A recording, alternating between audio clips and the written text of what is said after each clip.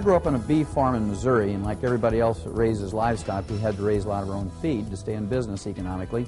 And we raised corn and soybeans and hay, and you grind this material up into a flour, you make pellets, you add vitamins and minerals and trace minerals to this pellet, and you feed those calves for about 6 to 9 months before you ship them off to market, maybe to be butchered, maybe to other feeders, and you always save back the very best ones for yourself, and you knock them in the head and eat them. It's a real simple cycle on the farm. The thing that fascinated me as a teenager was that as a family, we lived out of the same fields. We kept back 5 rows of corn for ourselves. We had a garden at the end of the field where we grew our peas and beans and squash and tomatoes. And we wanted to live to be 100 with no aches and pains, yet we didn't give ourselves the same vitamins and minerals and trace minerals that we gave the livestock. This whole concept really fascinated me, and I went on to ag school at the University of Missouri, and there I learned about chemistry, soil chemistry, and how it related to tons and bushels per acre. I learned about ag economics, but I really didn't get an answer to my basic question, why did we give these calves vitamins, minerals, and trace minerals and not ourselves, until I became a freshman veterinary student at the University of Missouri. And there I learned that the reason why we put all these vitamins and minerals and trace minerals into animal feeds, bottom line, is because we don't have health insurance for them. And of course, if we were to use a human healthcare type of system for livestock, it'd be sticker shock for you. Your hamburger cost would be $275 a pound. Boneless, skinless chicken breasts would be $450 a pound, and a dozen eggs would be $50 for a dozen eggs. So we learned that we could keep the price of animal products such as meat and dairy and poultry and eggs down to where the average American could afford them simply by reducing or eliminating health care costs. And we do this in animals by preventing and curing diseases with nutritional formulas. Now, that whole concept fascinated me all through veterinary school. And while the other vet students were playing bridge and throwing horseshoes during breaks, I spent a lot of my time in the library studying more nutrition.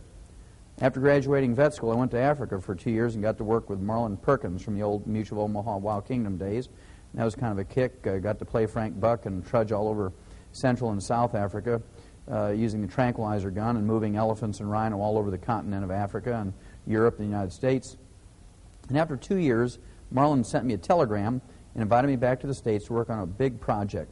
He'd actually gotten a $7.5 million grant from the National Institutes of Health, and this was to study pollution, the environment, and the ecology. This was more than 35 years ago.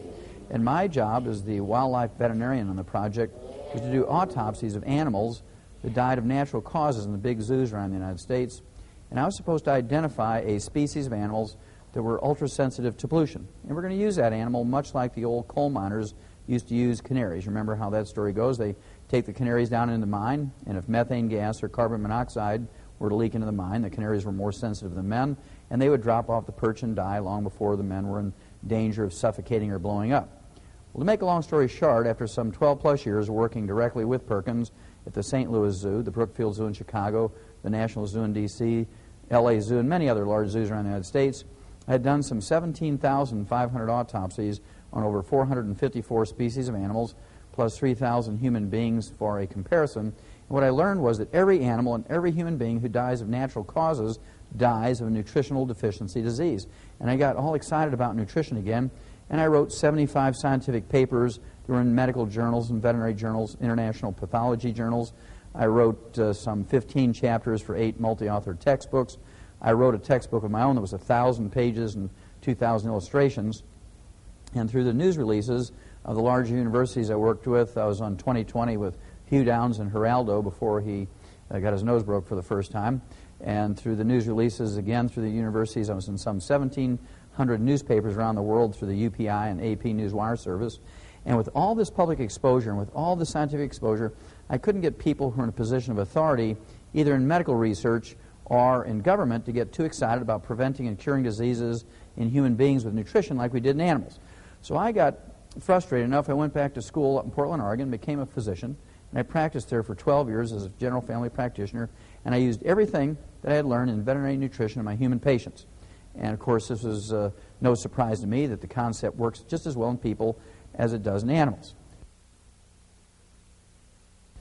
There are 90 essential nutrients, 60 minerals, 16 vitamins, 12 essential amino acids, and 3 essential fatty acids.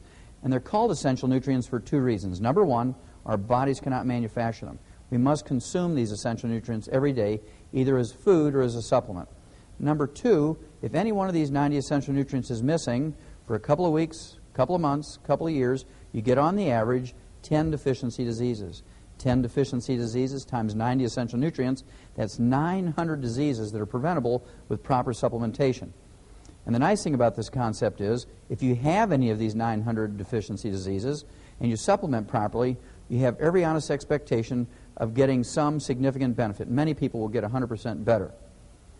Then, we haven't had to think about this over the years since human beings have been on Earth, simply because our food plants, our grains, vegetables, fruits, and nuts, have been able to manufacture the vitamins, amino acids, and fatty acids. And this whole concept was very interesting to researchers back in the 30s and 40s. They believed that you could get everything you needed from your four food groups because plants did manufacture vitamins, amino acids, and fatty acids. And that's where that whole malignant, dumb belief came from, that you could get everything you needed from your four food groups. And of course, that little sentence has killed more Americans than all the foreign enemies put together in the 220 years we've been a nation.